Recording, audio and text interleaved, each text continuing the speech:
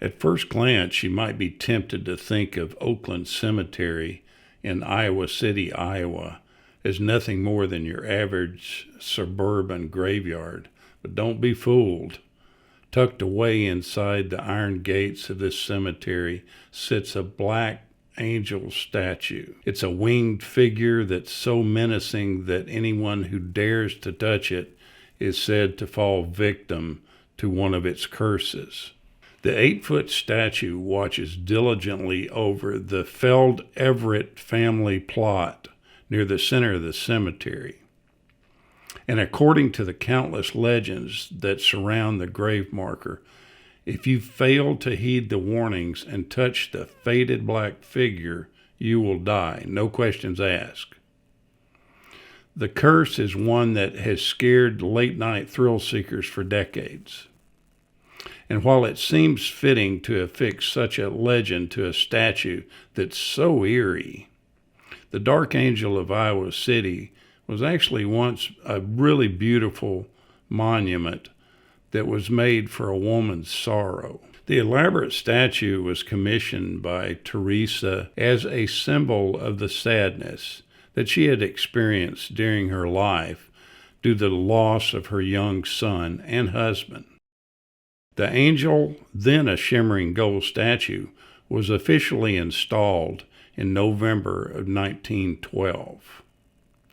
When Teresa died in 1924, her ashes were brought into the grave and placed with her family members.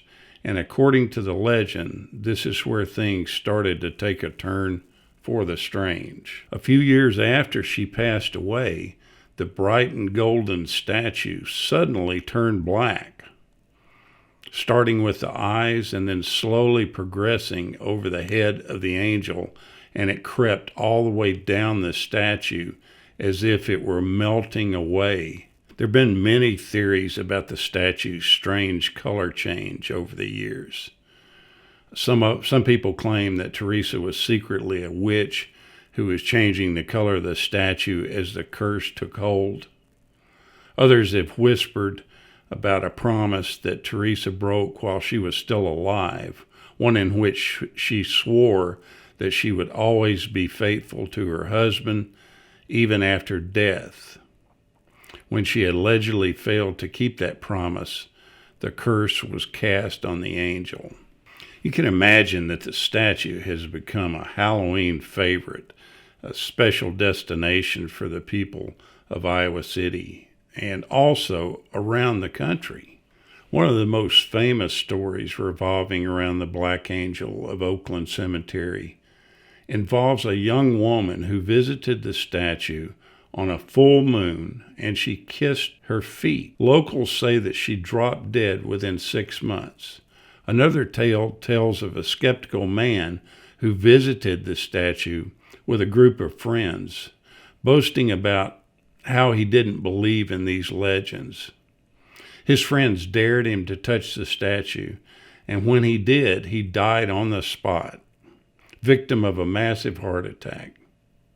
Even more morbid stories involving pregnant women that have miscarried after walking underneath the angel's wings. Countless paranormal investigators have visited the cemetery with hopes of capturing some strange activity associated with the Black Angel. They often surprise themselves by walking away with some interesting audio recordings of ghostly voices, and many have captured strange light abnormalities that quite often happen around this angel. The statue actually dates back to the early 20th century and stands watch over the graves of Teresa and her family.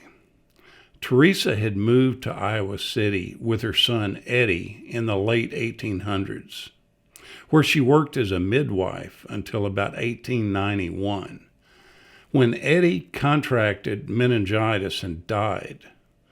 The boy's body was buried at Oakland Cemetery, and a monument carved in the shape of a tree stump was erected to mark his grave. After Eddie's death, Teresa moved to Oregon, where she met and married Nicholas Feldevert, But Feldevert was not long with this world either. Stricken by two losses so close together, Teresa returned to Iowa City and commissioned the construction of an 8.5-foot tall bronze angel from artist Mario Corbel to memorialize her loved ones. As soon as the statue arrived by train car, stories began to circulate.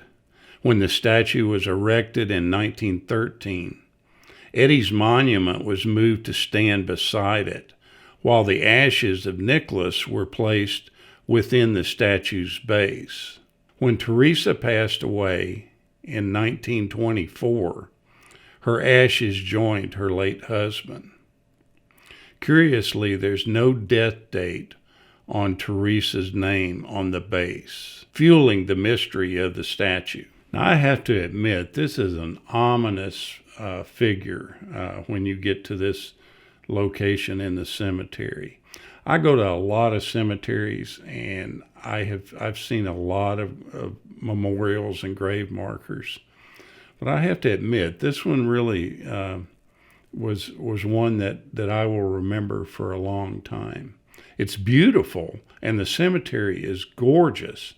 I can understand where the rumors and the paranormal ideas have come into play, because it is kind of a haunting looking area. I think it's known that some of these bronze statues, depending on what part of the country they're in and what the weather conditions are like, will age and develop a different coloring depending on where they are.